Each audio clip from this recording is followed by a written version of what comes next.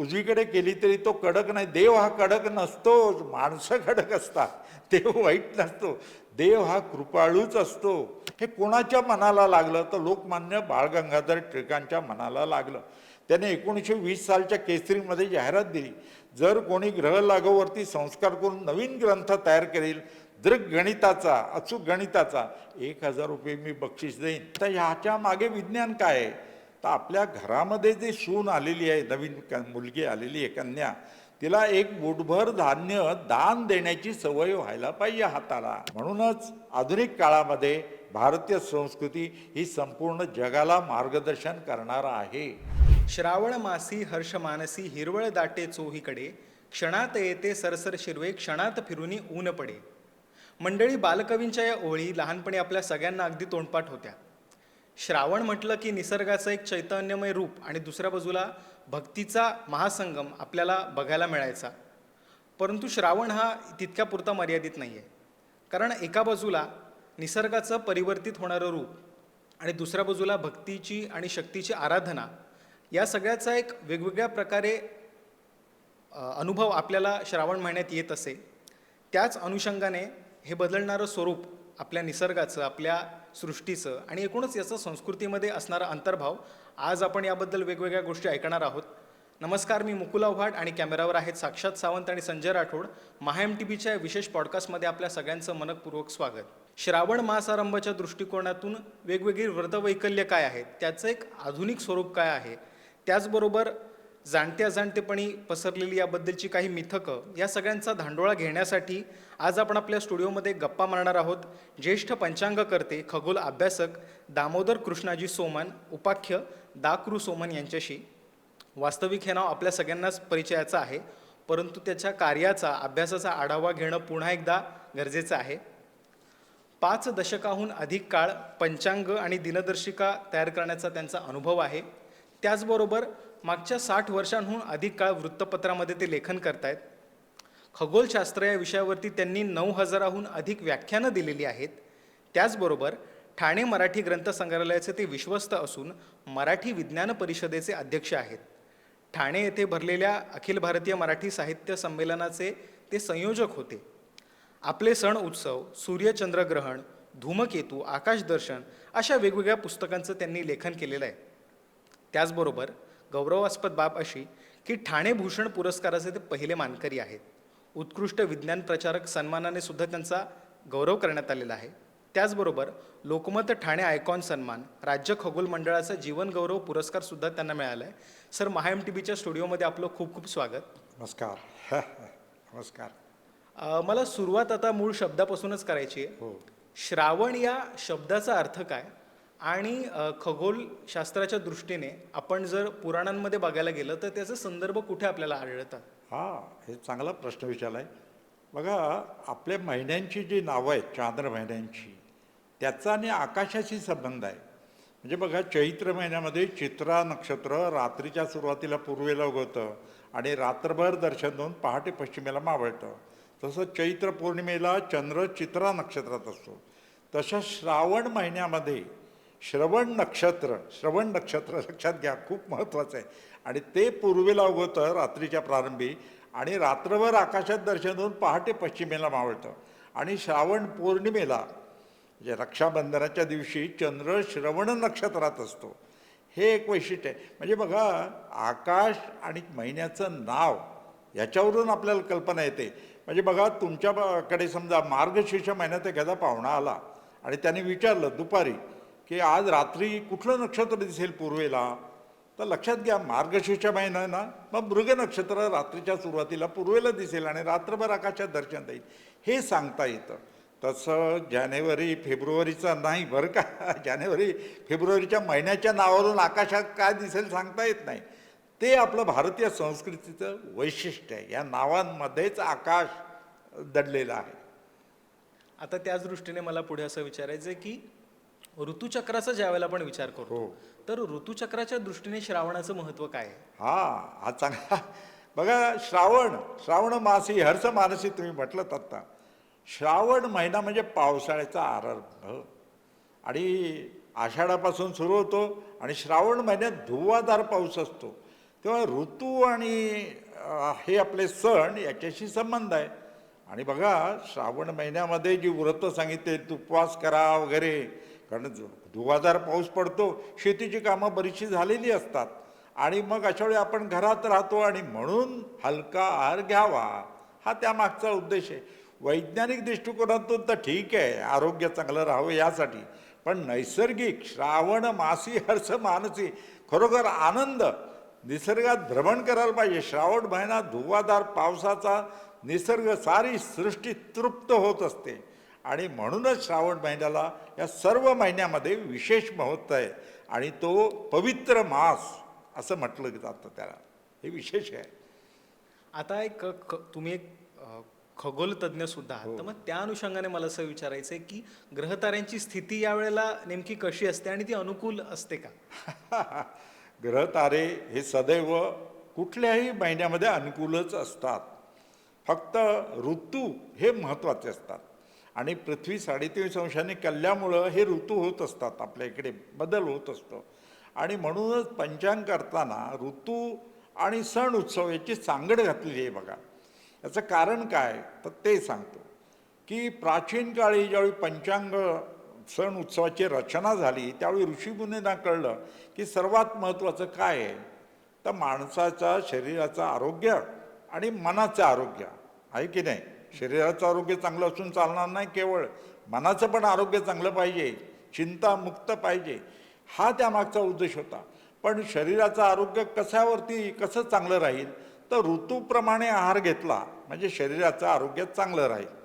बघा सणांची रचना करताना ऋतू आणि शेतीचं टाईम टेबल, वेळापत्रक हे त्यांनी ध्यानात घेतलं. म्हणून बघा सणांची रचना कशी केली आहे. श्रावण महिना म्हणजे आषाढ एकादशीपासून उपवास करा, का तर चलनवलन कमी होतं शरीराचं, हलका आहार घ्यायला पाहिजे, उपवास करा. पण लोक ऐकणार नाही, मग पुण्य मिळेल. मग ते म्हणतील हो पुण्य कुठे मिळतं आहे, आम्ही तर गरीब आहोत, आम्हाला तर कष्ट करावे लागतात. मग या जन्मात नाही पुढच्या जन्मात पुण्य मिळेल. पण पुण्याच्या काय आशेनं होईना माणसं हलका आहार घेतात आणि आरोग्य शरीराचं चांगलं राहतं. आणि नंतर उत्सव ज्यावेळी येतात त्यावेळी माणसं एकत्र येतात आणि एकत्र आल्यामुळे मनाला आनंद होतो. बघा तुम्ही गणेशोत्सव असो, गावची जत्रा असो, उत्सव म्हटला की लोक एकत्र येतात आणि तहान भूक विसरतात, दुःख चिंता विसरतात. तुम्ही मला सांगा की मनाचं आरोग्य चांगलं कधी राहील, दुःख चिंता मुक्त मन राहिलं तर. आणि त्यासाठी मनाचं आरोग्य उत्सवामुळे चांगलं राहतं आणि सणांमुळे आहार व्यवस्थित घेतल्यामुळं शरीराचं आरोग्य चांगलं राहतं. दिवाळीसारखा सण थंडीमध्ये येतो, कारण का तर त्यावेळी तेल तुपाची शरीराला आवश्यकता असते आपल्या, आणि म्हणून दिवाळी थंडीमध्ये येते. पण बघा हे ऋतू आहेत ना, हे सूर्यावर अवलंबून आहेत की नाही, सूर्यावर अवलंबून आहेत आणि सण हे चंद्रावर अवलंबून आहेत. म्हणून प्राचीन काळी ऋषीमुनींनी नियम बनवला, चांद्र सौर पद्धतीचा मेळ आपल्या पंचांगामध्ये घातलेला आहे. मीन राशीमध्ये सूर्य असताना ज्या चांद्र महिन्याचा प्रारंभ होतो त्याला चैत्र म्हणायचं. मेष राशी सूर्य असताना ज्या चांद्र महिन्याचा प्रारंभ होतो त्याला वैशाख म्हणायचं. अशी सांगड घातलेली आहे. पण होतं काय, कधीकधी एका राशीत सूर्य असताना 2 चांद्र महिन्याचा प्रारंभ होतो, त्यावेळी पहिला येतो तो अधिक मास आणि दुसरा निज मास. आपल्याला माहिती आहे आता लवकरच पुढच्या वर्षी ज्येष्ठ अधिक महिना येणार आहे. अशी सांगड घातली जाते आणि सगळे सण बरोबर त्या ऋतूत येतात, म्हणजे उद्देश साध्य होतो. तर ऋतूंचा आणि शेतीच्या वेळापत्रकाचा विचार प्राचीन काळी केलेला आहे आणि शरीराचं आणि मनाचं आरोग्य चांगलं राहावं हा त्यामागचा उद्देश आहे. तेव्हा बघा तुम्ही श्रावण मासी हर्ष मानसी, अर्थात आणखी एक दुसरी गोष्ट सांगायची, नवीन धान्य भाद्रपद आश्विन महिन्यात तयार होतं. कधी कधी गावातलं धान्य संपायचं, पुरायचं नाही, मग उपवास करा, पुण्य मिळेल, अशी सुद्धा कल्पना कदाचित त्यावेळी असू शकेल काही गावांमध्ये. आता तसं नाही, आता वैज्ञानिक युग आहे. आता आपण जे शेतामध्ये धान्य पिकवतो ते भारतीय जनतेला पूर्ण आपण एक्सपोर्ट करतो. आपण कमी नाही जगामध्ये. आणि हे सण उत्सवाचे अनुकरण आज संपूर्ण जगामध्ये व्हायला लागलेत. हा श्रावण महिना ग्लोबल झालेला आहे, म्हणजे सर्व उत्सव हे जगामध्ये जिथे जिथे भारतीय आहे तिथे तिथे ते उत्सव पाळले जातात. हे भारतीय संस्कृतीचं वैशिष्ट्य आहे. म्हणून जगातील इतर लोकसुद्धा भारतीय संस्कृतीचा अभ्यास करता आहेत. हे विशेष आहे. अगदीच. आता त्या अनुषंगाने असं विचारायचं होतं की श्रावण महिन्यामधले जे सण समारंभ हो. असतात त्यांचं वेगळेपण नेमकं कशात आहे? हा चांगला प्रश्न आहे. कारण श्रावण महिना सुरू होतोय आणि श्रावण मासी हर्ष मानसी आपण म्हणतोय. बघा तुम्ही, श्रावण सोमवार आहे की नाही, पहिला श्रावण सोमवार म्हणजे उपवासाचा दिवस, लोकांना माहिती आहे अगदी. आणि संध्याकाळी एक वेळ भोजन करतात, संध्याकाळी सूर्यास्त झाल्यानंतर, अशी पण प्रथा आहे. काही लोक संपूर्ण दिवस उपवास करतात. श्रावण सोमवारी उपवास करायचा आणि भगवान शंकराला दूध अर्पण करायचं. आणि नवीन विवाहित ज्या सुना आलेल्या असतात घरामध्ये, मुली, तर त्या भगिनीने शिवामूठ व्हायची. आता बघा, श्रावण सोमवारचं किती वैशिष्ट्य. शिवामूठ, एक मूठ धान्य एका सोमवारी, दुसऱ्या सोमवारी दुसरं, म्हणजे पहिल्या सोमवारी तांदूळ, दुसऱ्या सोमवारी तीळ, तिसऱ्या सोमवारी मूग, अशा पद्धतीचं धान्य वाहिलं जातं. आता ह्याच्या मागे विज्ञान काय आहे? तर आपल्या घरामध्ये जी सून आलेली आहे, नवीन मुलगी आलेली आहे, कन्या, तिला एक मूठभर धान्य दान देण्याची सवय व्हायला पाहिजे हाताला. हा त्यामागचा उद्देश आहे. म्हणून 4 सोमवार किंवा 5 सोमवार एखाद्या वर्षी येतात, 5ही सोमवारी शिवामूठ वाहण्याची पद्धत आहे. तसंच भगवान शंकर, आपल्याला माहिती आहे, ब्रह्मा विष्णू महेश. तर श्रावण महिन्यात पाऊस असतो, अर्थात शंकराची आठवण येते. म्हणून भगवान शंकर दर सोमवारी. मंगळवारी मंगळागौरी पूजन, म्हणजे विवाहित जी कन्या आपल्या घरी येते, सासरी येते, 5 वर्ष मंगळागौरी. प्राचीन काली होतं की महिलांना सुद्धा आनंद द्यायला पाहिजे म्हणून एक क्रीडा, त्यावेळी खेळ खेळतात. आणि गावामध्ये ज्या नवीन विवाहित मुली सासरी आलेल्या असतात त्या सर्व एकत्र येऊन वशेळ्या म्हणतात त्याला, आणि मंगळागौरीचं पूजन केलं तर खेळ खेळले जातात, उपवास केला जातो. म्हणजे सासरी आलेली मुलगी ही सासरच्या लोकांची, मैत्रिणींना एकत्र येऊन आनंदोत्सव साजरा करतो. ते मंगळवारी मंगळागौरी पूजन, बुधवारी बुधपूजन केलं जातं, गुरुवारी बृहस्पती पूजन सांगितलेलं आहे, शुक्रवारी जरा जिवंतिका पूजन, म्हणजे संतती आरोग्य चांगलं राहावं यासाठी जरा जिवंतिकचा पूजन केलं जातं. आणि शनिवारी अश्वत्थ मारुती पूजन, अश्वत्थ मारुती पूजन सांगितलेलं आहे आणि ते महत्त्वाचं आहे. असे 7ही दिवस. आणि रविवारी आदित्य पूजन, सूर्याला नमस्कार करायचा, त्याचं पूजन. पूजन म्हणजे काय, तर त्याच्याप्रती आदर व्यक्त करायचा आणि त्या आदर्शाचे गुण आपल्या अंगी यायला पाहिजे त्यासाठी प्रयत्न करायचा. असे 7ही दिवस आठवड्याचे, प्रत्येक श्रावण महिन्यामध्ये प्रत्येक आठवड्यात अशी व्रतं सांगितलेली आहेत. ही प्राचीन काळची महत्त्वाची व्रतं. अर्थात आधुनिक काळामध्ये ती नीट पाळली पाहिजेत. म्हणजे मी तुम्हाला एक उदाहरण देऊन सांगतो. मी एका मंदिरात गेलो होतो श्रावणी सोमवारी, आणि एक ग्रस्त आला, 1 लिटरची दुधाची पिशवी आणली त्याने, आणि काय सांगू, तोंडानंच फोडली आणि तो तुकडा प्लास्टिकचा पिशवीत तिथेच टाकला. मी बघत होतो लांबून, आणि शंकरावरती, पिंडीवरती ती ओतली पिशवी, आणि पिशवी तिथेच टाकल्याने गेला. आता तुम्ही मला सांगा, शंकर प्रसन्न होईल का? नाही होणार, साहजिकच आहे. एक म्हणजे एक पळीभर, एक चमचाभर दूध जरी शंकराला वाहिलत ना, तरी शंकर प्रसन्न होईल. भाव, भक्ती ही महत्त्वाची आहे. आपल्याकडे भक्ती हे संस्कृतीमध्ये खूप महत्त्वाचे आहे. तुम्ही बघितलं असेल, पाण्यामध्ये भक्ती मिसळली की तीर्थ होतं, अन्नामध्ये भक्ती मिसळली की प्रसाद बनतो, आहे की नाही? गीतामध्ये भक्ती मिसळली की प्रार्थना बनते, यात्रेमध्ये भक्ती मिसळली की तीर्थयात्रा होते, आणि आपल्या कामामध्ये भक्ती मिसळली की काय होतं, सेवा होते. तो भक्तिपूर्ण 1 चमचा दूध शंकरावरती व्हा. म्हणून मी अनेक शंकराच्या मंदिराच्या व्यवस्थापनांनाच कळवलं की तुम्ही असं दुधाची पिशवी कोणी घेऊन आलं ना, तर ती तुम्ही कात्री ठेवा, कापा व्यवस्थित, आणि 1 चमचा गडूमध्ये, एक छोट्या वाटीमध्ये त्याला द्या शंकरावर घाला, आणि बाकीचं गरम करा, त्याच्यात साखर घाला, आणि तो प्रसाद म्हणून सर्वांना घ्या. उपयोग होईल की नाही, भगवान शंकर प्रसन्न होईल की नाही. कारण काय होतं माहिती आहे का, श्रावण सोमवारी मंदिरामध्ये तुम्ही दुसऱ्या दिवशी जाऊन बघा, जो पुजारी असतो त्या मंदिराचा तो सर्व साफ करण्यामध्ये त्याचे कष्ट कितीतरी पडतात. कोणतरी दही घालतो, कोणतरी दूध घालतो आणि त्रास होतो. तसं होता कामा नये भक्तीनं. म्हणून 1 चमचा दूध अर्पण करा. आता बरीचशी मंदिरांमध्ये ही व्यवस्था केलेली दिसते आहे. आपणच श्रद्धेनं भक्तीनं हे करायचं आहे, लक्षात घ्या. तसंच मंगळागौरी पूजन, बुधपूजन, निसर्गाची मध्ये जी काही पानं आहेत, वनस्पती आहेत, त्या औषधी वनस्पती त्या पत्री म्हणून वाहायची ही पद्धत आहे. तर अशा पद्धतीने ही प्राचीनकाली व्रत 7 दिवस सांगितलेली आहेत आणि ती महत्त्वाची आहेत त्या दृष्टीने. मला आता याच मुद्द्यामध्ये थोडंसं खोल जायचं आहे की भगवान शंकराचं आणि श्रावणाचं एक कसं काय नातं आहे? आता शंकराच्या तुम्हाला ते गंगा वाहते जटेमधून गंगा, तशी पर्जन्यधार येत असतात. आपल्याकडे बघा शेतीप्रधान देश भारत, त्यामुळे शेतीवरती हे आधारलेलं आहे सगळं. किती महत्त्वाचं आहे बघा. तुम्ही संपूर्ण सण उत्सवाचं बघितलं ना, हे शेतीवरती आहे. म्हणजे आपण श्रावण महिन्यामध्ये भगवान शंकराची सोमवारी पूजा करतो. का करतो? तर शंकराचे गुण आपल्या अंगी यायला पाहिजे. आता बघा भाद्रपद महिन्यामध्ये पार्थिव गणेश पूजन सांगितले. पार्थिव म्हणजे काय? पृथ्वीची पूजा. कारण भाद्रपद महिन्यामध्ये शेतामध्ये धान्य तयार होत असतं, आहे होतं की नाही? तर त्यामुळे पृथ्वीविषयी कृतज्ञता व्यक्त करण्यासाठी पूर्वी काय करायचे? शेतावर जायचे, तिथलीच माती घ्यायची, तिथेच गणपती बनवायचा, तिथेच पूजा करायची, लगेच विसर्जन करायचं. अजूनही दक्षिण भारतामध्ये गणेश चतुर्थीच्याच दिवशी गणेशा मूर्तीचं विसर्जन केलं जातं. बघा तुम्ही, पृथ्वीची पूजा येते, पार्थिव गणेश पूजन किती महत्त्वाचं आहे.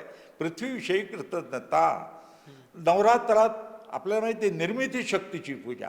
कारण नवरात्रात धान्य घरात येतं, शेतातलं धान्य घरात येतं. निर्मिती शक्ती शेतातलं मातीतलं धान्य ते तयार होतं शेताचं, ते घरात येतं. वर्षभर आपल्याला त्याच्यामुळे पोषण होतं आपलं. निर्मिती शक्तीची पूजा, आदिशक्तीची पूजा ती नवरात्रात. आणि तुम्ही बघा नवरात्र 9 दिवसाचं असतं. का असतं? तर निर्मिती शक्ती आणि 9 अंक याचं साम्य, त्याला ब्रह्म संख्या म्हणतात. आता बघा तुम्ही गर्भधारणा झाल्यापासून 9 महिने 9 दिवसांनी मूल जन्माला येतं की नाही? निर्मिती शक्ती.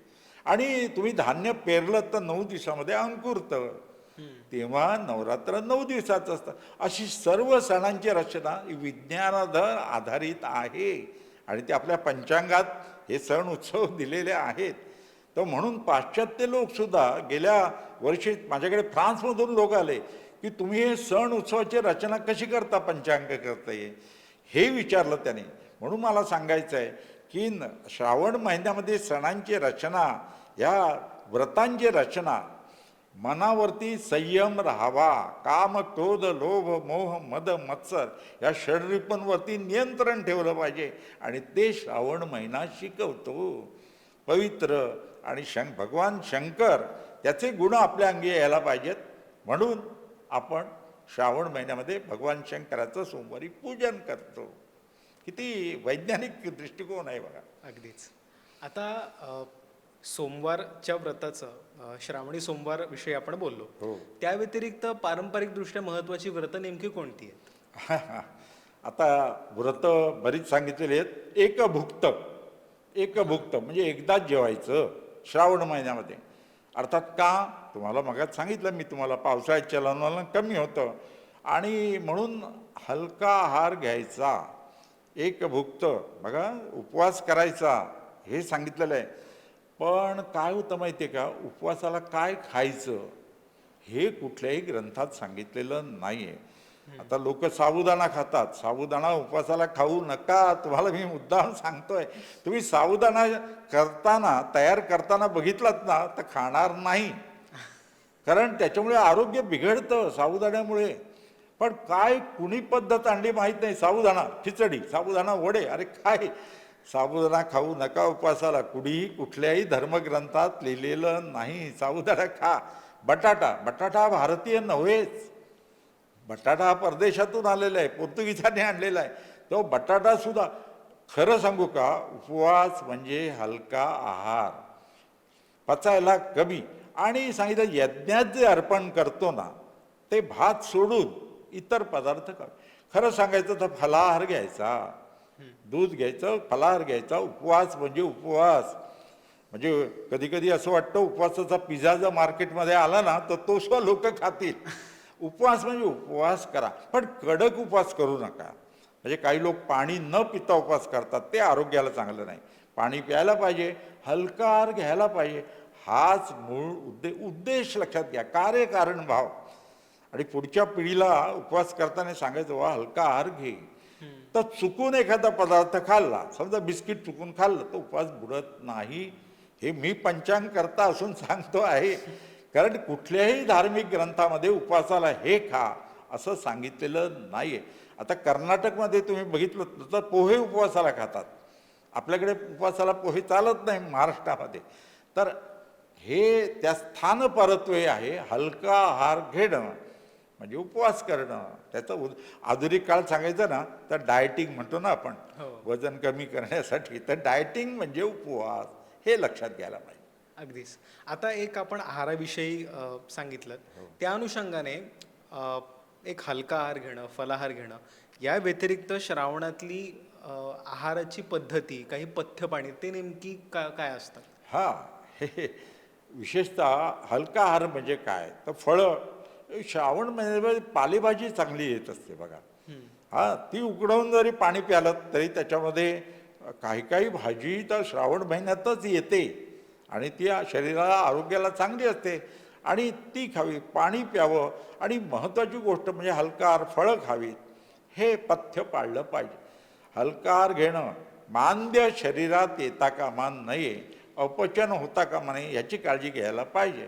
आणि त्यासाठी सांगितलेलं. पण आजकाल काय होतं माहिती आहे का, उपवास म्हटला की उपवासाचे पदार्थाची यादी मोठी असते. मूळ उद्देश काय, कमी खा, कारण अपचन होऊ नये, हा त्यामागचा उद्देश आहे. म्हणून बघा की नॉन व्हेजिटेरियन, मांस मच्छी ही त्या काळात खात नाही श्रावण महिन्यात. म्हणून आषाढ महिन्याच्या अमावास्येला शेवटचा दिवस ही लिमिट ठेवलेली आहे, श्रावण महिन्यामध्ये खायचं नाही. का तर मांस मच्छी म्हणजे हे याच्यामुळे अपचन होण्याची शक्यता असते पावसाळ्यात, आणि त्याच्यामध्ये जीवजंतू किटाणू असण्याची शक्यता असते. तर त्यामुळे ह्या गोष्टी खाऊ नयेत असं आहे. अर्थात हे कशासाठी आहे, त्याचा उद्देश कार्यकारणभाव म्हणजे शरीराचं आरोग्य चांगलं राहावं यासाठी आहे. ही गोष्ट लक्षात घ्यायला पाहिजे. तर उपवास नाही. आता काही लोक केस कापायचे नाही, नखं कापायची नाही श्रावण महिन्यामध्ये, पण त्याला काही शास्त्राधार नाही. आधुनिक व्रत कोणते ते मी नंतर सांगेन तुम्हाला, पण खरी ही प्राचीनकालीन लोकांनी व्रत सांगितलेली आहेत, ती पाळली पाहिजेत आपण. आणि शक्य असेल तेवढीच व्रतं पाळली पाहिजेत. आणि महत्त्वाची गोष्ट, शरीराचं आरोग्य आणि मनाचं आरोग्य चांगलं ठेवलं पाहिजे, हा त्याच्या मागचा महत्त्वाचा भाग आहे. अगदीच. आता एक पुढचा भाग असा आहे की म्हणजे तुम्ही ज्या मिथकांबद्दल बोलत, मी तिथेच येणार होतो.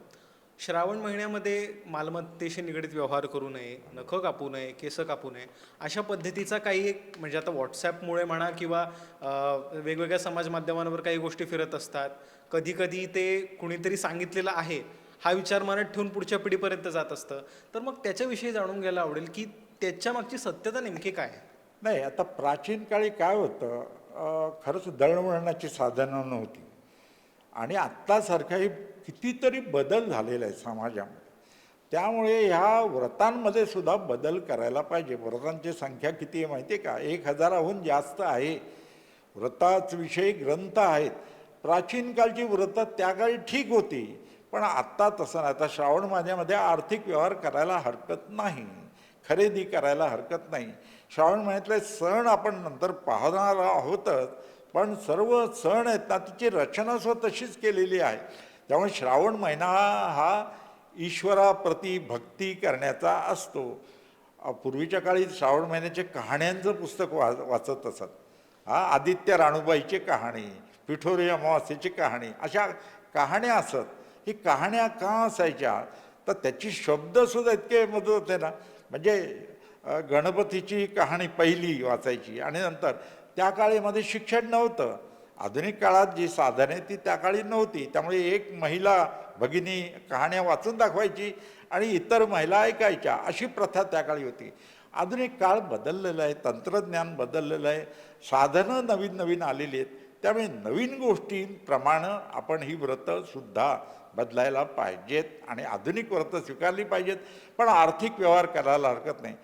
कुठलाही दिवस वाईट नसतो, हे विशेष महत्त्वाचं आहे.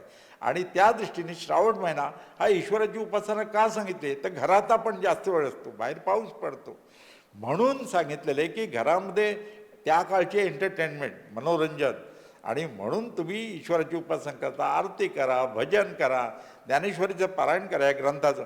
पण केवळ या ग्रंथांचं पारायण करायचं नाही हा, तर ते विचार समजून घ्यायचे आणि आचरणात आणायचे. खरं म्हणजे संत वाङ्मय जबरदस्त आहे, हे जगातील कुठल्याही संस्कृतीमध्ये नाही, जे आपल्याकडे आहे.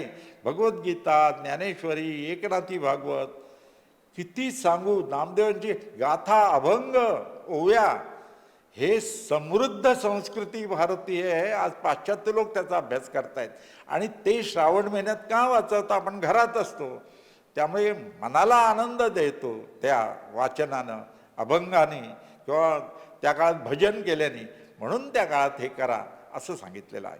त्याचा मागचा उद्देश लक्षात घ्यायला पाहिजे, कार्यकारणभाव लक्षात घ्यायला पाहिजे. अगदीच. आता मी पुन्हा एकदा एका मूळ शब्दाकडे येतो. तो मूळ शब्द म्हणजे व्रत. हो. व्रत म्हणजे नेमकं काय? चांगला प्रश्न आहे. तुम्हाला सर्वांना हे मुद्दाम, व्रत म्हणजे मनावर संयम, नियम. व्रत म्हणजे वागण्याचा नियम. ही चांगली व्रत जी सांगितले ते आपण आपल्या मनावर, मन हे फार डेंजरस असतं. तुम्ही एखाद्या ठिकाणी जर बोर्ड लावला ना, इथे हात लावू नका, तर येणाऱ्या मनुष्य बघा, मन लावून बघूया, लावून बघूया, लिहिलेलं आहे ना, लावू नका, लावून बघूया, हात लावून बघूया. तसं आहे, मन हे फार वाईट आहे. आणि पहिल्यांदा आजारी मनाने पडतात लोक, आणि मग शरीर आजार पकडतं. मन खंबीर पाहिजे, मन निर्भय पाहिजे.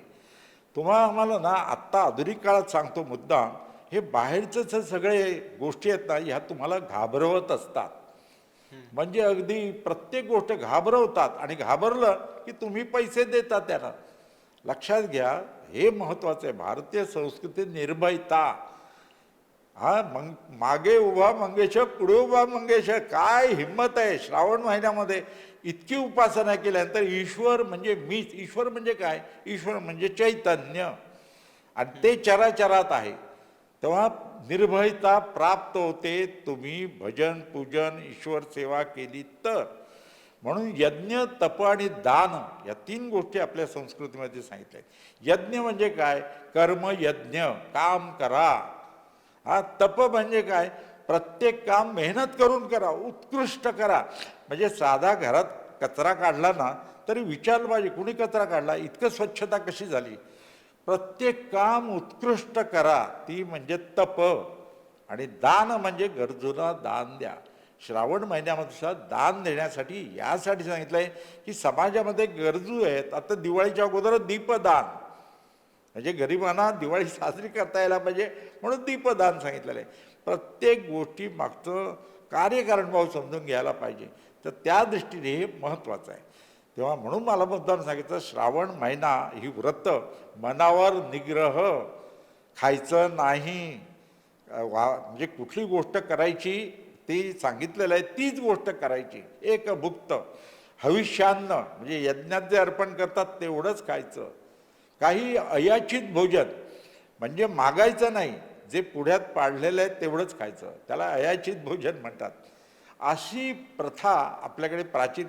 मनाचं आरोग्य, संयम आहे की नाही. म्हणून मी नेहमी, काही लोक विचारतात हो पैसे टिकत नाही खिशात, संयम पाहिजे. मग उदाहरण एक सोपं साधं सांगतो. एका वाटीमध्ये वेपर्स ठेवा, बटाटा वेपर्स, आणि एका तासाला एकच खायचा. शक्य आहे? नाही, कठीण आहे. कारण एक खाल्ल्यानंतर दुसरा खावासा वाटतो. संयम, मनावर संयम पाहिजे. आणि ज्याचा मनावर संयम असतो ना, त्याचं मनाचं आरोग्य चांगलं राहतं आणि शरीराचा त्याच्यावर परिणाम होतो. बघा तुम्ही, घराला घरपण घरातल्या किमतीवान वस्तूंमुळे येत नाही, तर घरातल्या राहणाऱ्या माणसांच्या स्वभावामुळे घराला घरपण येतं. प्रसन्नता वाटते की नाही. काही लोकांच्या घरात प्रसन्न, म्हणून बोलताना सुद्धा असं बोलायचं की दुसऱ्याला आनंद वाटला पाहिजे. फार. पण बरेच वेळा आपण बोलतो ना, खरं सांगू का, कसं बोलायचं हेच शिकवलं नाही, कसं ऐकायचं हेच आपण शिकलेलं नाही. प्रसन्न चेहरा हसरा ठेवा, smiling face. Animals they never smile. पशुपक्षी कुत्रा हसताना आपण बघत नाही, पण माणूसच एका गावातले ते माणसं बाहेर जरी भेटले एकमेकाकडून स्माईल करत नाहीत. स्माईल तसं बोलणं आणि ते मनावरती नियंत्रण. पूर्वीच्या काळी होतं मी बोललोच नाही म्हणायचं, आता तसं नाही, आता रेकॉर्डिंग होतं, बोललोच नाही म्हणता येत नाही. आहे की नाही? त्यामुळे बोलताना काळजी घ्यायला पाहिजे. विचार करून बोललं ना की मग बोलल्यानंतर विचारात पडणार नाही. हे जीवनाचं तत्व आहे. म्हणून व्रत आयुष्यात व्रतधारी पाहिजे, व्रत पाळली पाहिजेत, मनावर संयम ठेवला पाहिजे. हा श्रावण महिना शिकवण देतो असतो आपल्याला. खरं आहे. अगदीच. आपण भारतीय संस्कृतीच्या अनुषंगाने वेगवेगळे पैलू बघितले श्रावणाचे. हो. तर माझा प्रश्न पुढचा असा होता की स्त्रिया आणि श्रावण मास यांचं एक कशा पद्धतीने एक वेगळं नातं आहे?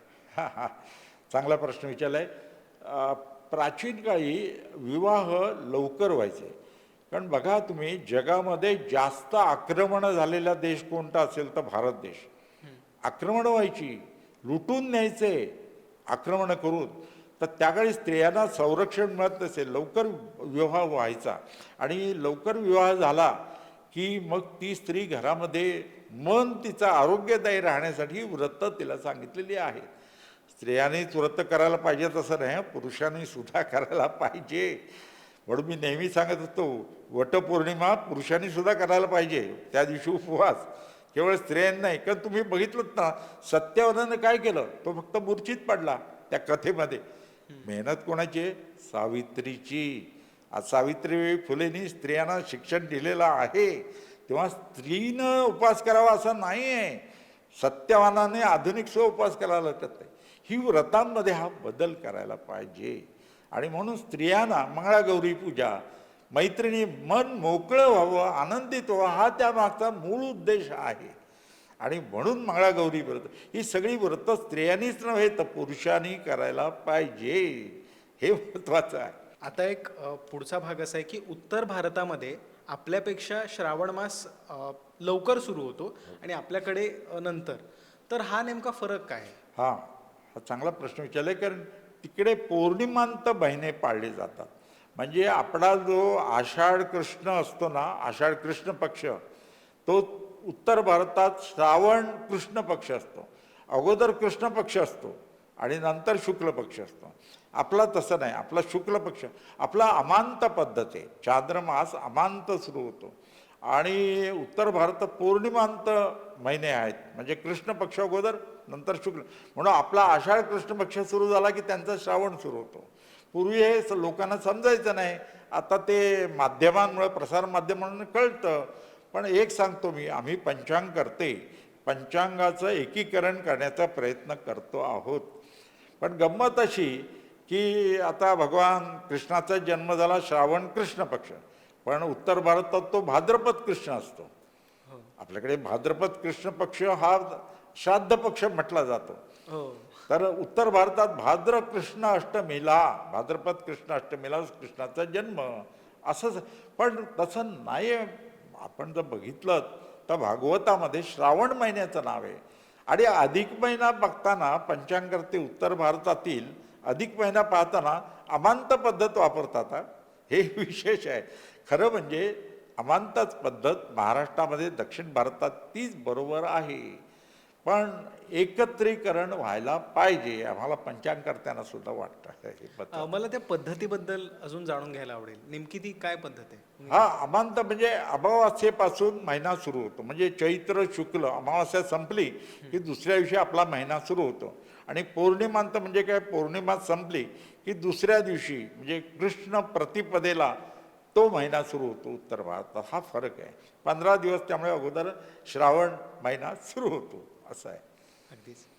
आता श्रावण हा चातुर्मासातला महत्त्वाचा महिना आहे आणि या महिन्यांमध्ये असं म्हणतात की देव झोपलेले असतात. तर मग यामागचं शास्त्र, विज्ञान नेमकं काय आहे? हा चांगला प्रश्न विचारला. आता तुम्हाला माहिती आहे, आषाढ एकादशीला काय म्हणतात, देवशयनी एकादशी.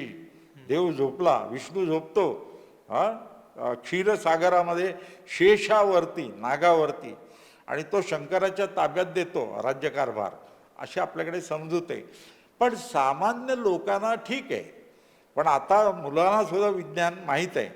आता बघा तुम्ही की उत्तर गोलार्ध हा देवांचा आणि दक्षिण गोलार्ध हा राक्षसांचा असं सांगितलं आहे.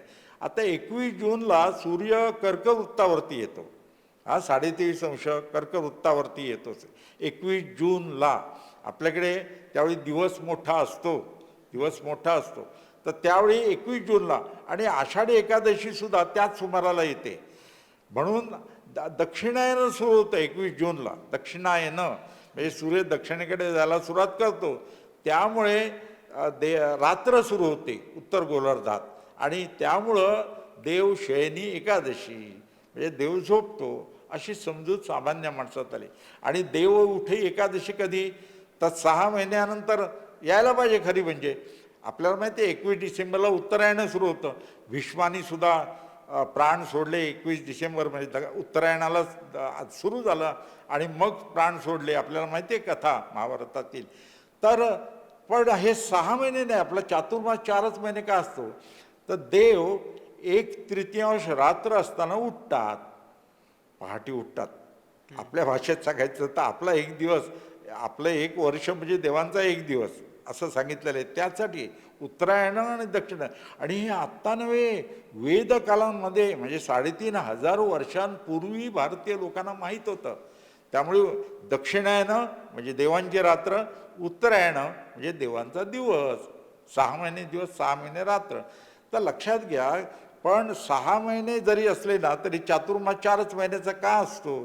तर देव लवकर उठतात. 1/3 रात्र शिल्लक असताना देव उठतात.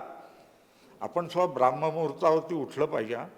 हा लवकर उठे लवकर झोपे त्याला लक्ष्मी भेटे, आपल्याकडे म्हणायची पद्धत होती की नाही. तर लवकर उठलं पाहिजे. लवकर शेतकरी बघा लवकर उठतात.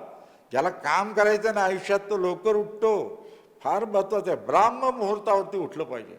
हे मी स्वतः करतो आणि मग सांगतोय. मी पहाटे 3:30-4ला उठतो. अनेक वर्ष झाली, सवय झालेली आहे.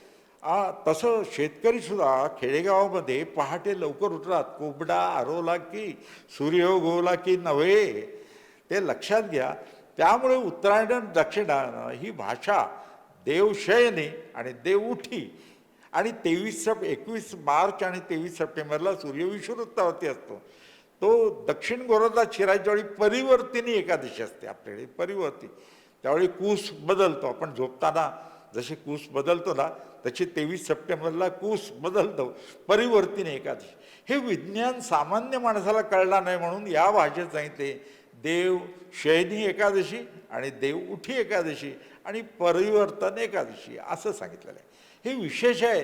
विज्ञानच त्या काळामध्ये दक्षिणायन आणि उत्तरायण वेद काळामध्ये भारतीय लोकांना माहीत होतं. आपण कमी नाही. आपल्याकडे पंचांग ही जे आहेत सण उत्सवाची ही खूप प्राचीन काळापासून 3,500 वर्षांपासून आपल्याकडे प्रचलित आहेत. हे विशेष आहे. तुम्हाला सांगतो, हे पंचांगाची रचना जी केलेली आहे ना तीसुद्धा वेदांग ज्योतिष नावाचा ग्रंथ होता. आता हे पंचांग आम्ही जे करतो ना ते कर्ण ग्रंथावरून करतो. गणित म्हणजे बघा, सण उत्सवाचं ठरवणं, अधिक मास कोणता येतो ते ठरवणं, ग्रहणं वगैरे, हे ग्रंथामध्ये पूर्वीच्या काळात ग्रंथ होते, त्याला कर्ण ग्रंथ म्हणतात. आणि वेदांग ज्योतिष 3,500 वर्षापूर्वी निर्माण झालेले आहेत. आणि ते लगध नावाच्या ऋषीनं तयार केलं. आणि हा लगध ऋषी काश्मीरमध्ये राहत होता असं संशोधन सांगतात. 3,500 वर्षापूर्वी त्यांनी वेदांग ज्योतिष हे 44 श्लोक आहेत. म्हणजे कितीतरी पाश्चात्य लोकांना आश्चर्य वाटायचं, तुम्हाला 3,500 वर्षापूर्वी कसं माहिती होतं उत्तरायण दक्षिणायन. त्यावेळी वसंत संपात कृत्तिकामध्ये होता, हे कसं माहीत होतं. म्हणून पाश्चात्य लोकांनी वेदांग ज्योतिष संस्कृत श्लोकांचा इंग्रजीमध्ये अनुवाद केला. लोकमान्य बाळ गंगाधर टिळकांनी सुद्धा अनुवाद केलेला आहे. त्या काळामध्ये त्याला इंटर कॅलरी मंथ म्हणायचे आपले, म्हणजे इंग्रजीमध्ये अधिक महिना त्यावेळी म्हणजे चांद्रमास सौरमास हे माहीत होतं. त्यानंतर ते गणित बदलायला लागलं आणि सूर्य सिद्धांत नावाचा कर्ण ग्रंथ लिहिला तो लाट नावाच्या माणसाने लिहिला, लाट. आणि त्यांनी तो इसवी सन 475 लिहिला. किती वर्ष झाली बघा, 475. त्याच्यामध्ये 14 प्रकरणं आहेत, 500 श्लोक आहेत. त्याच्यामध्ये ग्रहणाचं गणित आहे, सूर्यग्रहण चंद्रग्रहणाचं गणित भारतीय लोकांना त्या काळात माहीत होतं. इसवी सन 475 सूर्यसंहिता हा कर्णग्रंथ. विचार करा, तो ग्रंथ आजही उपलब्ध आहे. त्या काळात छपाई नव्हती, त्यावेळी ग्रंथ संस्कृतमध्ये मुखोद्गत करायचे आणि त्याच्यावरून पंचांग केलं जायचं. आणि पूर्वी बघा छपाई नव्हती. पहिलं छापील पंचांग हे 1841 गणपत कृष्णाजी पाटील यांनी छापलं, शिळा प्रेसवरती. छपाई नव्हती. गावामध्ये जोशी नावाची माणसं असायची, ते पंचांग सण उत्सव करायचे आणि गावात जाऊन सांगायचे या दिवशी ग्रहण आहे, या दिवशी संक्रांत आहे. तो सूर्यसिद्धांत ग्रंथ इसवी सन 475 लाट नावाच्या ग्रहस्थानी केला. आणि तो 1000 वर्ष त्या ग्रंथावरून पंचांग सांगितली जायची, केली जायची. पण मुरुड जंजिऱ्याच्या जवळ नांदगाव म्हणून गाव आहे, तुम्हाला माहिती असेल. तिथे नांदगावला गणपती मंदिर आहे. त्या मंदिरामध्ये केशव दैवज्ञ नावाचे पुजारी होते आणि ते त्यांचं आडनाव जोशी पूर्वीचं. तर ते पंचांग गावात सांगायचे. त्यांच्या लक्षात आलं आकाशात वेगळं दृश्य दिसतं आणि पंचांगात आपण सांगतो वेगळं आहे.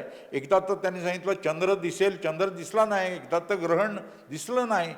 तेव्हा त्यांच्या मनात आलं, त्यांच्या स्वप्नामध्ये गणपती आला. गणपतीचे पुजारी होते ते, गणपती गणेश मूर्ती नांदगावचे सिद्धिविनायक गणपती. त्यांच्या स्वप्नामध्ये गणपती आला अशी कथा आहे. आणि त्यांनी सांगितलं मी तुझ्या पोटी जन्म घेईन. त्यांना मुलगा झाला, त्याचं नाव त्यांनी गणेश दैवज्ञ, तो गणेश ठेवलं. आणि तो गणेश लहानपणापासून अभ्यासात हुशार होता, गणितामध्ये. तो गावामध्ये नांदगावला टेकडीवरून आकाश बघायचा, आकाश निरीक्षण करायचा आणि सिद्धांताचा अभ्यास केला. आणि त्या ग्रहस्थानी संस्कृतमध्ये ग्रह लाघव हा ग्रंथ लिहिला इसवी सन 1520. विचार करा, 1520 ग्रह लाघव ग्रंथ लिहिला संस्कृतमध्ये. आणि तो दृग्गणिताचा होता. दृग्गणित म्हणजे काय, जसं पंचांगात आहे तसं आकाशात दिसेल आणि जसं आकाशात दिसतं तसं पंचांगात दिसेल असेल, असं त्याला दृग्गणित म्हणतात. 1520 ग्रह लाघव ग्रंथ, त्या गणित त्यांनी 14 ग्रंथ लिहिलेत. विचार करा, त्या नांदगावला मुरुड जंजिऱ्याच्या जवळ. आणि तो ग्रंथ काश्मीर टू कन्याकुमारी पंडित येऊन शिकून गेले आणि त्यांनी पंचांग करायला सुरुवात केली. आणि नंतर पुन्हा 1920 ते गणित म्हणजे ग्रहलाघवचं गणित आणि पंचांग याच्यामध्ये फरक पडायला लागला. एकदा तर ग्रहण दिलेलं होतं आणि आकाशात दिसलं नाही. हे कोणाच्या मनाला लागलं तर लोकमान्य बाळ गंगाधर टिळकांच्या मनाला लागलं. त्याने 1920 सालच्या केसरीमध्ये जाहिरात दिली, जर कोणी ग्रहलाघववरती संस्कार करून नवीन ग्रंथ तयार करेल दृग्गणिताचा, अचूक गणिताचा, 1000 रुपये मी बक्षीस देईन. लोकमान्यांनी आणि नागपूरचे डॉक्टर केशव लक्ष्मण दत्तरे आले, त्यांनी ग्रंथ लिहिला, त्याचं नाव कर्ण कल्पलता. तो संस्कृत आणि मराठीत आहे. आणि त्याच्यावरून केलेलं गणित आकाशाशी जुळायला लागलं, दृग्गणित. म्हणून लोकमान्यांनी केसरी जाहिरात देऊन तो ग्रंथ तयार झाला. आणि महाराष्ट्रातील पंचांगकर्त्यांनी नव्हे तर भारतातील पंचांगकर्त्यांनी दृग्गणित स्वीकारलं. कर्णकल्पनातून पंचांग करायला लागले. जसं आकाशात आहे तसं पंचांगात आणि जसं पंचांगात आहे तसं आकाशात दिसलं पाहिजे. विचार करा. आणि आता आम्ही जे गणित करतो ना ते संगणकावरती करतो, त्यामुळे जी एरर आहे ना, हा बदल जो होतो ना तो ॲडजस्ट केला जातो. आत्ताचं पंचांग म्हणजे फलज्योतिष नव्हे, पंचांग म्हणजे खगोल गणित, पंचांग म्हणजे प्रत्यक्ष आकाशाचं वेळापत्रक. जसं पंचांगात आहे, जसं दिनदर्शिक येते तसं आकाशात दिसतं आणि जसं आकाशात आहे तसं पंचांगात दिसतं असतं. हे महत्त्वाचं आहे. आणि म्हणून विचार करा, प्राचीन काळापासून आपण ही कालगणना ही आपण म्हणून परदेशी लोकांना आश्चर्य वाटतं आणि ते अभ्यास करायला लागले भारतीय या गणिताचा. हे विशेष आहे. अगदीच. म्हणजे कालगणना असेल किंवा खगोलशास्त्राचे इतके वेगवेगळे पैलू आपण इतक्यात कमी वेळात सांगितले. आता याच्यामध्ये दुसरा एक भाग, पुन्हा एकदा श्रावण मासाकडेच मला वळायचं आहे की आधुनिक काळातली व्रतं याच्याकडे तुम्ही कसं बघता, की आत्ताच्या घडीला कुठली व्रतं आहेत की ज्यांचं जे वर्तमानाशी सुसंगत आहेत. हा, आता या श्रावण महिन्यात कुठली व्रत पाळायची? आधुनिक तुम्ही चांगला प्रश्न विचारलेला आहे. आत्ता पुढची पिढी जी ना, तरुण वर्ग, त्यांना कार्यकारणभाव सांगावा लागतो. काय फायदा आहे, फायदा काय ते. म्हणजे मला काही लहान मुलांना जेव्हा प्रश्न विचारतात की गणपतीची सोंड डावीकडे का असते, उजव्या सोंडेचा गणपती कडक असतो का, तर तसं नाही. मी त्याला सांगतो गणपतीची मूर्ती बघ, आता डावीकडे सोंड का असते, तर डाव्या हातात मोदक असतो म्हणून सोंड डावीकडे असते. उजवीकडे केली तरी तो कडक नाही. देव हा कडक नसतो, माणसं कडक असतात. देव वाईट नसतो, देव हा कृपाळूच असतो. ही समजून सांगावं लागतं कार्यकारण भाव. आता चला, या श्रावण महिन्यात आपण स्वतः कुठली व्रतं पाळायची, तर पहिला रविवारी निसर्ग भ्रमण करायचं. एकट्याने नव्हे, पूर्ण फॅमिलीला घेऊन, कुटुंबाला घेऊन निसर्ग बघावं. काय तुम्हाला सांगू, धबधबे दिसतात, हिरव्या पानांच्या छटा किती दिसतात, आकाशात ढगांचे आकार किती दिसतात. कालिदासानं मेघदूत लिहिलं ना, ते मेघ आपण बघायला पाहिजे श्रावण महिन्यामध्ये. विचार करा. तर या गोष्टी सगळ्या निसर्ग भ्रमण करायचं. आणि बघा, तुम्ही बाहेर गेलात ना की मनाला चांगलं वाटतं की नाही, आपण फ्रेश होतो, आठवड्याभराची दुःख चिंता श्रम विसरून जातो. म्हणून रविवार बाहेर पडायचं, निसर्गाचं भ्रमण. सोमवारी व्रत काय करायचं, मोबाईलला स्पर्श करायचा नाही. सोपं आहे का? एक वेळ नव्हे, संपूर्ण दिवस न जेवता राहणं सोपं आहे, न खाता राहणं, पण मोबाईलला हात लावायचा नाही. मला कधी कधी वाटते तरुण पिढी आहे ना, मोबाईलच्या आहारी गेलेली आहे. मोबाईल, तुम्ही विचार करा, तुम्ही स्वतःसाठी काही जगत नाही, ते मोबाईल रील बघतात, हे सगळे व्हॉट्सअप, फेसबुक. अरे काय, मला तुम्ही सांगा ना, या मोबाईल हे वरदान आहे, विज्ञानानं दिलेलं वरदान आहे. त्याचा योग्य वापर करायला पाहिजे. तेव्हा श्रावण सोमवार मोबाईल बंद, हात लावायचा नाही. प्राचीन काळी कुठे होता मोबाईल, मला सांगा ना. तुम्ही मला सांगा, मी एका घरी जेवायला गेलो, मला बोलावलं होतं. त्या जेवणामध्ये त्यांनी ताटं वाढली, एक ताट रिकामं होतं. म्हटलं का हो, हे एक रिकामं ताट कशाला ठेवलं? नाही म्हणे, सगळ्यांनी मोबाईल काढून त्या रिकाम्या ताटात ठेवायचं. म्हणजे मुलांनी, आई वडिलांनी सगळ्यांनी मोबाईल काढून, मी सुद्धा पाहुणा होतो, पाहुण्यांनी सुद्धा रिकाम्या ताटात मोबाईल ठेवले.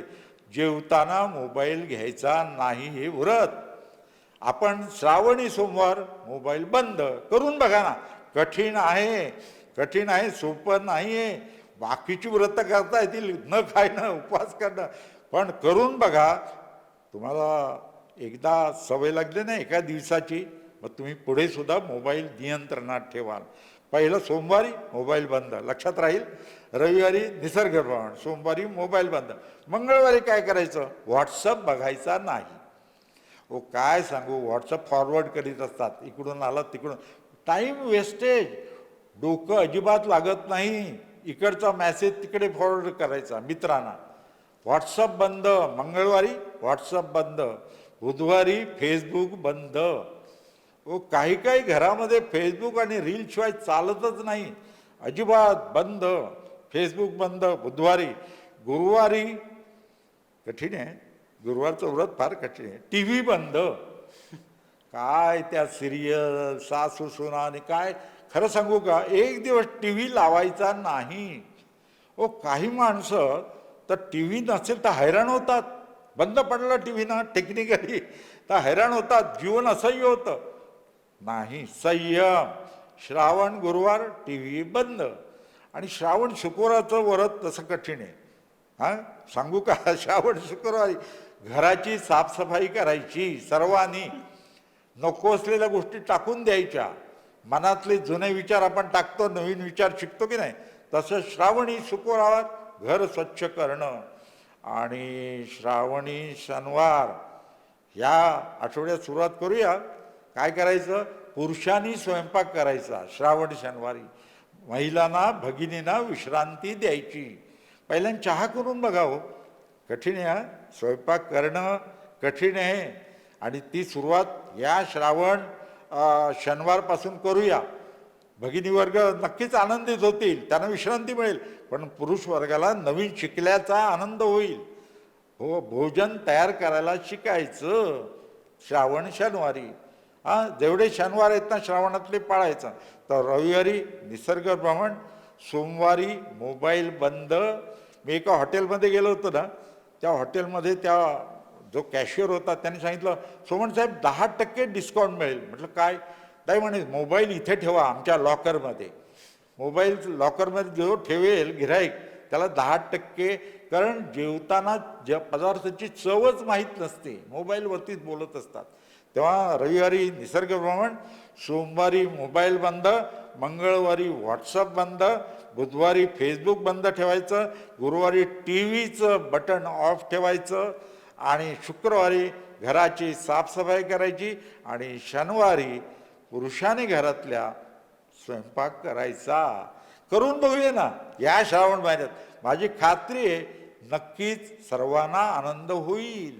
आणि त्यासाठी या श्रावण महिना आणि तुमचा हा कार्यक्रम, या कार्यक्रमाद्वारे आपण हा प्रचार करतोय. तुम्हाला मी धन्यवाद देतो संयोजकांना की आधुनिक काळामध्ये ही 7 व्रतं आपण 7 वारी करून बघूया. आजकाल कोणी गॅरंटी देत नाही, पण मी गॅरंटी देतो पंचांग करता असून की याचा फायदा तुम्हाला नक्कीच होईल. तुमच्या मनावर संयम आणि जीवनात आनंद हे मिळू शकेल. अगदीच. म्हणजे समाज माध्यमांचं जे सगळं आता अतिक्रमण आहे त्या अनुषंगाने ही एक आधुनिक व्रत आपण किमान एक प्रयत्न तरी करायला हवा असं नक्कीच म्हटलं. नक्कीच. आता त्या अनुषंगाने पुढचा एक शेवटाकडे येताना असं विचारावं असं वाटतं की आपण जे आता आधुनिक काळामध्ये जगतोय, एका बाजूला निसर्गाचं सौंदर्य आहे आणि दुसऱ्या बाजूला कृत्रिम बुद्धिमत्ता आहे. त्यामुळे एका बाजूला आपल्याला असं दिसतंय की जीवनाचा वेग खूप मोठ्या प्रमाणात वाढतोय. हा वेग वाढल्यामुळे कुठेतरी गुंतागुंतीचं आयुष्य बनत चाललेलं आहे. तर त्या अनुषंगाने आपल्या संस्कृतीचं जे मूळ अधिष्ठान आहे, जी ईश्वराची भक्ती आहे, त्याकडे वळणं कितपत, म्हणजे युवा पिढीने वळणं किती गरजेचं आहे आणि ते कशा पद्धतीने त्यांच्यापर्यंत पोहोचलं पाहिजे? हा फार चांगला प्रश्न विचारला आहे. वैदिक सनातन धर्माचा मूळ उद्देश काय आहे? माणसानं माणसाशी माणसासारखं वागावं. एका ओळीत तत्व आहे हे मूळ सत्व, की माणसानं माणसाशी माणसासारखं वागावं. त्याच्यात मी एक थोडं ॲड केलं आहे, जोडलं आहे. माणसाने माणसाशी माणसासारखं आणि निसर्गाशी सुद्धा माणसासारखं वागावं हे आहे. जीवनाचा मूळ उद्देश काय आहे? तर आपला जीवनातील प्रत्येक क्षण आनंदानं उपभोगायचा आहे आणि दुसऱ्याच्या जीवनात आनंद निर्माण करायचा आहे की नाही? दुसऱ्याच्या जीवनात आनंद निर्माण करायचा आहे. आता अशी सवय लागली ना की दुसऱ्याच्या जीवनात आनंद निर्माण करायचा, की अशी सवय लागल्यानंतर त्यांच्या जीवनामध्ये आनंद निर्माण करता करता आपण आनंदित होतो. कधी कधी एस टीमध्ये गच्च भरलेली आहे, एखाद्या वृद्ध माणसाला जागा दिली ना तर बसून जे सुख मिळतं ना, त्यापेक्षा वृद्ध माणूस बसला त्या सीटवरती, आपण उभं राहिल्यानंतर तो आपल्याकडे ज्या चेहऱ्याने बघतो ना, समाधान आनंद, त्याने आपण बसल्यापेक्षा जास्त सुख मिळतं. जीवनामध्ये प्रत्येक क्षण आनंदानं घालवायला पाहिजे, कारण गेलेला क्षण परत येत नाही. भारतीय संस्कृती आता आर्टिफिशियल इंटेलिजन्सचं जग आहे, कृत्रिम बुद्धिमत्ता. तुम्ही म्हणालात गुंतागुंतीचं स्पर्धा, खरं आहे मानसिक ताणतणाव निर्माण होणार आहेत, पण याच्यापासून मुक्ती जर करायची असेल ना तर भारतीय संस्कृती, सण उत्सव आणि व्रत ही पाळली पाहिजेत. आणि म्हणूनच हा श्रावण महिना, व्रतराज महिना, पवित्र महिना पाळला पाहिजे. म्हणूनच आधुनिक काळामध्ये भारतीय संस्कृती ही संपूर्ण जगाला मार्गदर्शन करणार आहे. आणि म्हणून आज संपूर्ण जगामध्ये जिथे जिथे भारतीय गेला आहे त्यांच्याकडून ते या भारतीय संस्कृतीचा अभ्यास करतायत सर्व जग. आणि सर्व जग आनंदी राहावं असं वाटतं. का विश्वची माझे घरं आणि संत ज्ञानेश्वरांनी खरं सांगतो मी, ही संस्कृती संपूर्ण जगाला तारणार आहे. म्हणूनच प्रत्येक भारतीयाने स्वतः संस्कृती समजून घ्यायला पाहिजे आणि या संस्कृतीचा प्रचार करायला पाहिजे. सण उत्सव आणि व्रतवैकल्य हीच माणसाच्या आयुष्यातले जे हे असेल, कष्ट असतील, प्रश्न असतील, ते सोडवणार आहे. म्हणून त्या दृष्टीने सुधारणा करायची आहे. पण कुठून सुरुवात करायची? या श्रावण महिन्यामध्ये आपल्यापासून सुरुवात करायची, स्वतःपासून. आधी केले आणि मग सांगितले असं प्रत्येकाने ठरवलं ना तर बस विश्व बंधुत्व आणि तोच संस्कार हा संपूर्ण सण उत्सवामध्ये आपल्याला केला होता. तुम्हाला माहिती आहे रामायण कसं जगावं हे शिकवतं आणि महाभारत कसं जगू नये ते शिकवतं. भगवान कृष्णाचा जन्म मध्यरात्री झाला, प्रभू रामचंद्राचा जन्म भर दुपारी झाला.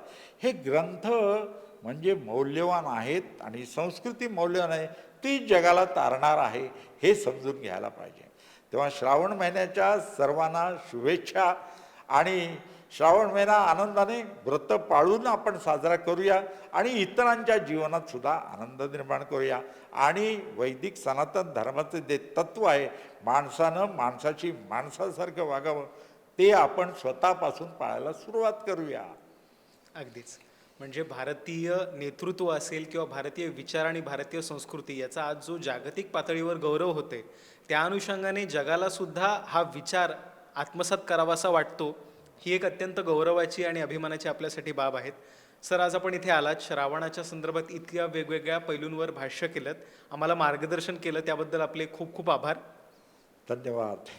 आणि श्रावण महिना सर्वांना व्रतवैकल्य ही साथ सांगितली ती पाळून आनंदाचा जाऊ आणि सर्वांचं जीवन आनंदमय हो ही आपण प्रार्थना करूया.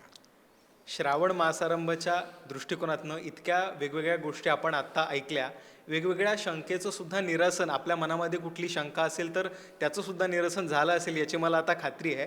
आपल्याला हा पॉडकास्ट कसा वाटला हे आम्हाला आमच्या कमेंट बॉक्समध्ये नक्की सांगा. आणि कला साहित्य संस्कृती संदर्भातल्या बातम्यांच्या ताज्या अपडेटसाठी MAHA MTBच्या यूट्यूब चॅनलला सबस्क्राईब करायला विसरू नका. धन्यवाद.